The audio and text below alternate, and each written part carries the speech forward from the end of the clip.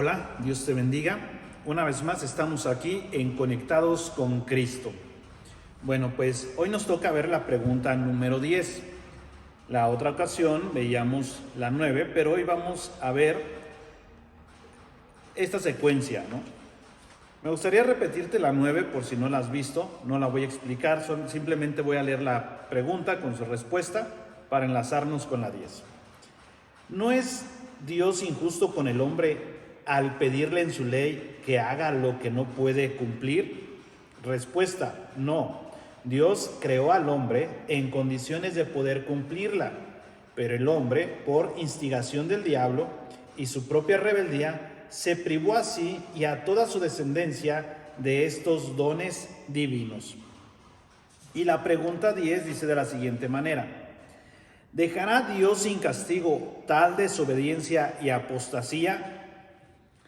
Bueno, pues claramente no la va a dejar sin castigo. ¿Por qué? Porque si Dios es justo, tiene que hacer justicia, lógicamente.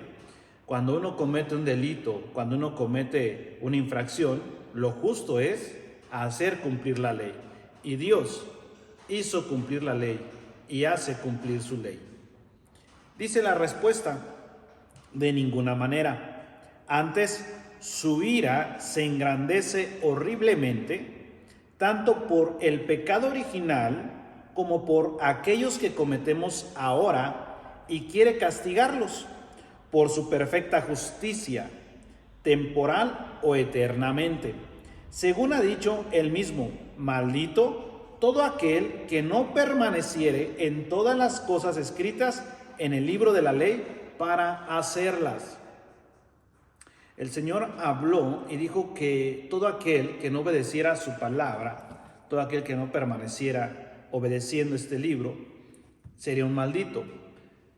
Y si Él dice que es un maldito y que tiene que sufrir las consecuencias, bueno, pues las va a sufrir, porque es Dios y Él no miente. Él lo que dice lo cumple. Vamos a ver qué es lo que nos dice Génesis capítulo 2, versículo 17, para poder respaldar la primera parte de la respuesta que dice: de ninguna manera. Antes, su ira se engrandece horriblemente. Dios se enoja, Dios se levanta en ira, porque es un Dios justo. Muchos dicen: es que Dios es amor, Dios no nos castiga. Error. Dios castiga y hace cumplir su ley cuando infraccionamos su ley o cuando pecamos. Génesis 2:17. Mas del árbol de la ciencia del bien y del mal no comerás, porque el día que de él comieres ciertamente morirás. Dios está dando una regla, una orden, que no se haga, que no se coma de ese árbol, que no se cometa esa infracción. Sin embargo, vemos que el hombre y la mujer desobedecieron a Dios y comieron de ese árbol y tuvieron sus consecuencias. Tuvieron que pagar los platos rotos. ¿Qué tuvieron que pagar? Bueno, la mujer tuvo que tener dolores cuando da a luz un hijo. El hombre tiene que trabajar bajo el sol, sudando, para poder conseguir alimento y llevar a su casa comida. Ahora el hombre tenía que vestirse, buscar la forma de vestirse con pieles, con lo que Dios los vistió al principio, y ver una forma de hacer una chocita, una casa donde cubrirse del sol, de la lluvia y del frío en la noche, del sereno. Entonces ya el hombre tenía que hacer cosas. Esa fue la consecuencia de haber pecado. El trabajo, y la mujer tener dolores cuando da a luz un hijo. Y hay muchas otras consecuencias más. La más penosa y la más grave fue haber salido de la presencia de Dios. Salir del huerto del Edén. La palabra Edén significa placer. Entonces tuvieron que haber salido del huerto del placer. Ya no había placer, ya no había comodidad. Ahora había trabajo para conseguir alimento. Ahora veamos el capítulo 5 de la carta a los Romanos, versículo 12. Romanos capítulo 5, versículo 12.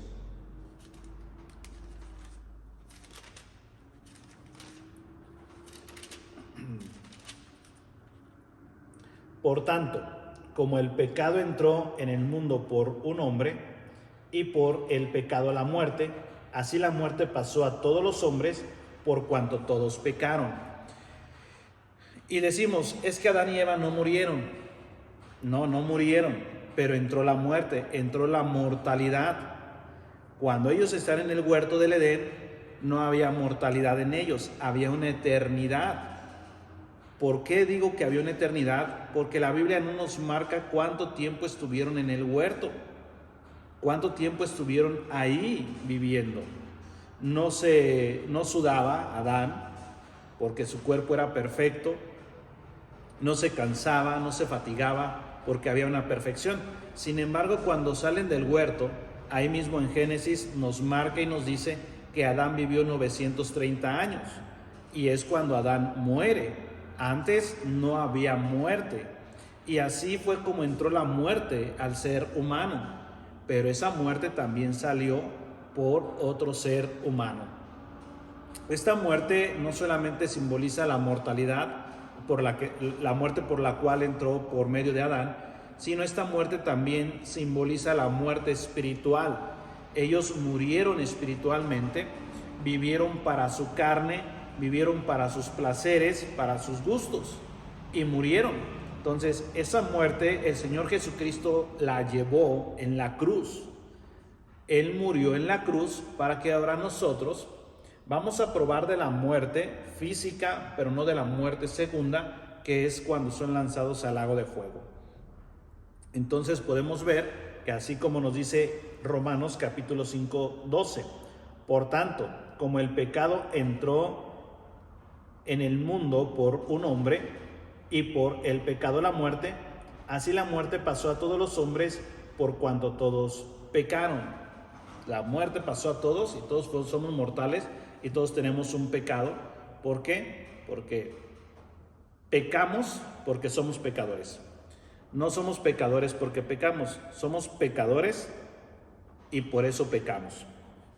Ahora sigue la respuesta diciendo, tanto por el pecado original como por aquellos que cometemos ahora, y quiere castigarlos por su perfecta justicia temporal y eterna. Él quiere castigar esos pecados por el cual lo traemos concebido y por los cuales estamos cometiendo día a día. Y los quiere castigar. A algunos los va a castigar en la tierra para ser redimidos, y otros lo van a pagar en el lago de fuego, después de la primera muerte, que será la muerte segunda. Veamos lo que dice Salmos, capítulo 50, versículo 21. Estas cosas hicisteis y yo he callado. Pensabas que de cierto sería yo como tú, pero te reprenderé y las pondré delante de tus ojos. Aquí está hablando el salmista Asaf, y el salmista Asaf habla estas palabras y dice, estas cosas hiciste y yo he callado. No siempre que cometemos un pecado, al momento pagamos las consecuencias. No, Dios es misericordioso y espera a ver si en nosotros hay un arrepentimiento. Luego sigue diciendo, ¿pensabas de cierto que de cierto sería yo como tú? ¿Cómo somos los seres humanos? Los seres humanos, a nuestros hijos cometen un delito en la casa, cometen una desobediencia, nos desobedecen y le decimos, vas a ver, me las vas a pagar al ratito que llegue tu papá o al ratito que lleguemos a la casa. Y pasa el día, pasan las horas, pasa la semana y nunca se nos dio el castigo, porque nuestros padres aparentemente nos aman demasiado y no nos corrigen. ¿Por qué digo aparentemente? Porque el padre al hijo que ama lo castiga y lo reprende. Pero Dios está diciendo a través de este salmista que él no es como el ser humano. Dios sí ejecuta su castigo. Dios sí mete en cintura a los que cometen un error. Él sí exhorta. Y él le dice al salmista, ¿pensabas que de cierto sería yo como tú? pero te reprenderé y las pondré delante de tus ojos. O sea, tomaré cartas sobre el asunto y haré justicia y te las pondré delante de ti para que veas qué es lo que hiciste y por eso estás pagando las consecuencias. Ahora leo Salmos 5:5.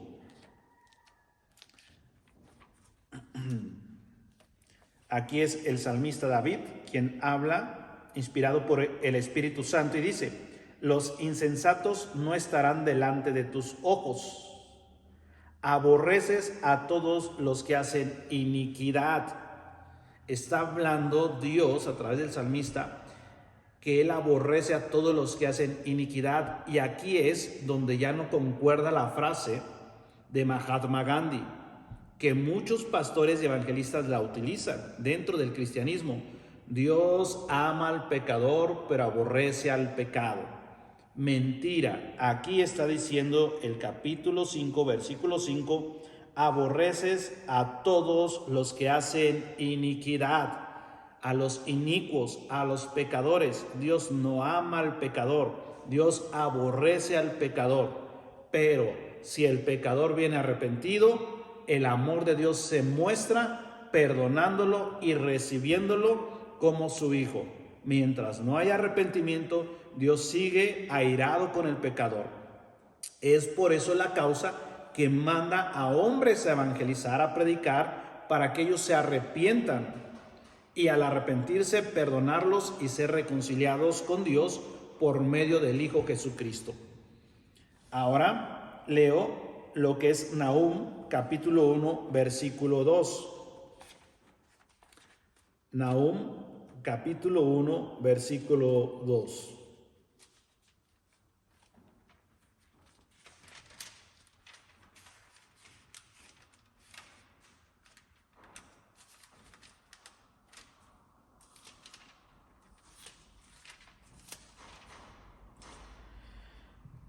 Jehová es Dios celoso y vengador. Jehová es vengador y lleno de indignación. Se venga de sus adversarios y guarda enojo para sus enemigos. Dios es vengativo. Muchos dirán, es que Dios es amor. La Biblia está diciendo que Dios es vengativo. Sí es amor. El amor de Dios se demuestra cuando le pedimos perdón y Él nos perdona independientemente lo que hayamos cometido como personas. Si cometimos un pecado de asesinato, adulterio, fornicación, robo, Dios nos perdona ese pecado porque Jesucristo murió para perdonar nuestros pecados. Pero si el ser humano no se acerca a Dios a pedirle perdón, ¿cómo lo va a perdonar Dios? Dios va a estar enojado contra ellos, airado contra ellos, y si no se arrepienten, van a ser lanzados al lago de fuego. Ahí va a ser el lloro y el crujir de dientes, y Dios es vengador. El Señor Jesucristo, la palabra de Dios dice: mía es la venganza, mía es la venganza. Nosotros no debemos de tomar venganza, porque no somos justos para hacer venganza y justicia. Dios es justo y santo, y Él sí puede tener el derecho de hacer venganza, porque a Él es al que se le quebranta, a Él es al que agraviamos, o a Él es al que desobedecemos. Entonces Él sí toma venganza. Nosotros no, nosotros somos corruptos y pecadores, que debemos de arrepentirnos para disfrutar del amor de Dios. Éxodo 34:7.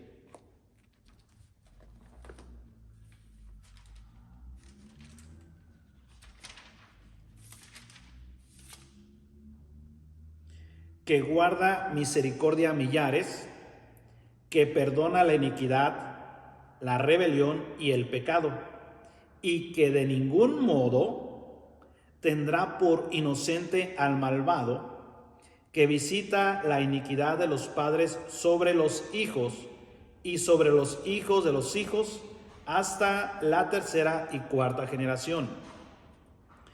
Moisés está hablando quién es Dios y está hablando sobre el carácter de Dios. ¿Y cómo es Dios? Bueno, Dios guarda misericordia a millares, Perdona la iniquidad a esos millares. Perdona la rebelión a esos millares. Perdona el pecado a esos millares.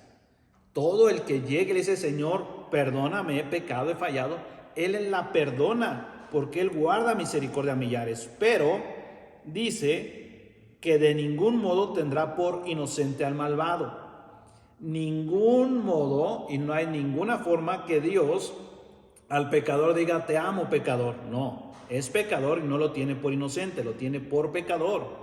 Y va a guardar su enojo en ellos hasta que ellos se arrepientan y le pidan perdón a Dios. Ahora voy a leer lo que es Romanos capítulo 1, versículo 18. Romanos 1, 18.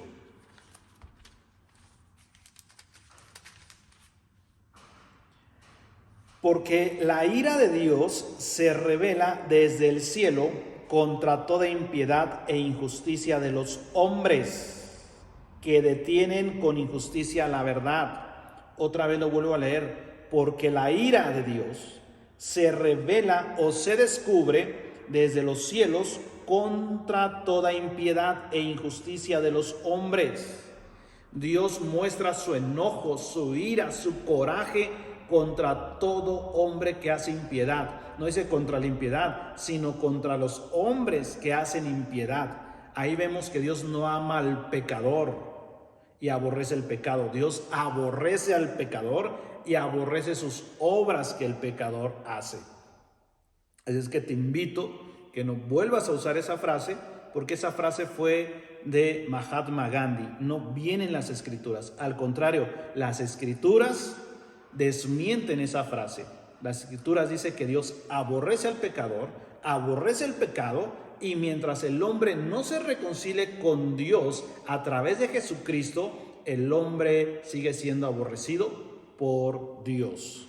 Pero la misericordia de Dios hace que el hombre venga a Dios para reconciliarse con Dios. Ahora voy a leer Efesios capítulo 5, versículo 6. Nadie os engañe con palabras vanas, con palabras que no sirven, porque por estas cosas viene la ira de Dios sobre los hijos de desobediencia. ¿Qué está diciendo el apóstol Pablo? El apóstol Pablo no está diciendo Dios ama a los que desobedecen. No, la ira de Dios viene sobre los hijos de desobediencia. Y la ira es contrario al amor.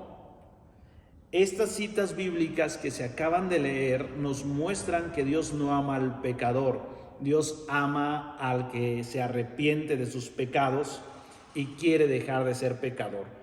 Pero a todo aquel que permanece en pecado, Dios lo sigue odiando y si no se arrepiente lo va a castigar en el lago de fuego eternal. Vuelvo a leer Efesios 5:6 y le dice a los efesios: nadie les engañe, nadie les traiga engaño con palabras que no sirven, con palabras de basura, nadie les traiga ese engaño, porque por estas cosas viene la ira de Dios, por esas palabras engañosas que Dios ama al pecador pero aborrece el pecado, por eso viene la ira de Dios, porque están blasfemando y mintiendo, no están diciendo la verdad.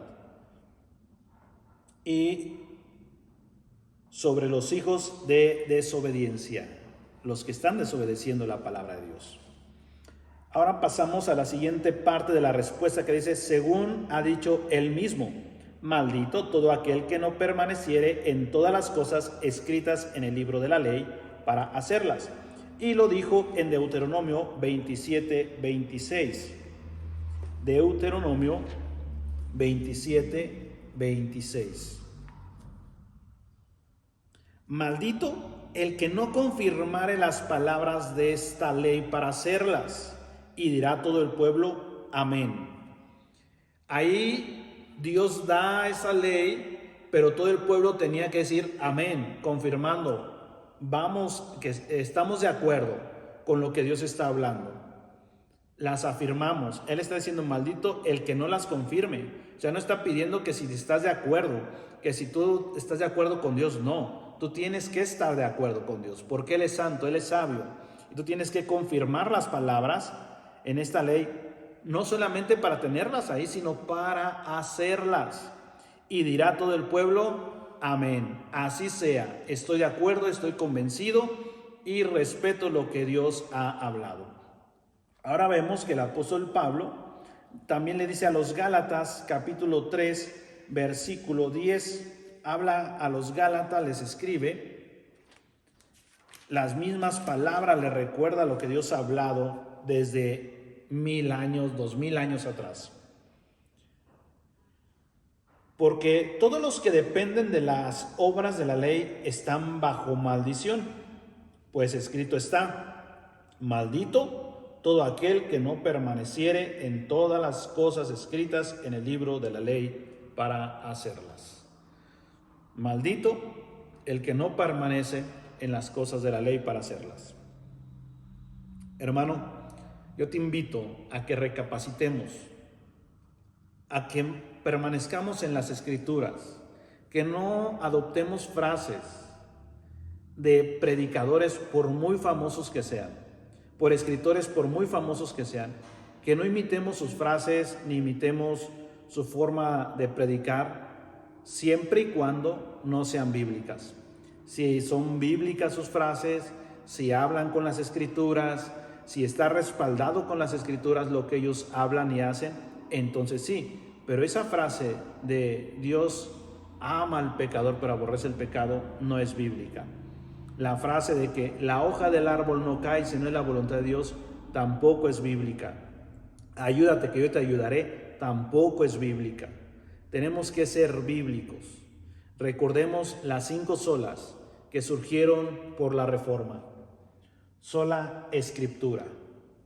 Solo la Escritura es la única autoridad para que podamos seguir esos lineamientos.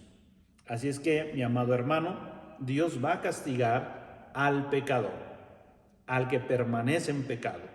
Nosotros hemos sido comprados con la sangre de Cristo y todo aquel que se ha comprado con la sangre de Cristo está libre de ese pecado. ¿Por qué? Porque ya no va a vivir bajo los rudimentos de la ley, sino bajo los rudimentos de la gracia. Y hemos sido libres por nuestro Señor Jesucristo. Dios te bendiga. Si te gustó este video, ponle un me gusta, haz un comentario y compártelo con más personas para que tengan este conocimiento y sigan adquiriendo este conocimiento. Suscríbete a mi canal, toca la campanita para que puedas estar al pendiente de las 129 preguntas del Catecismo de Heidelberg.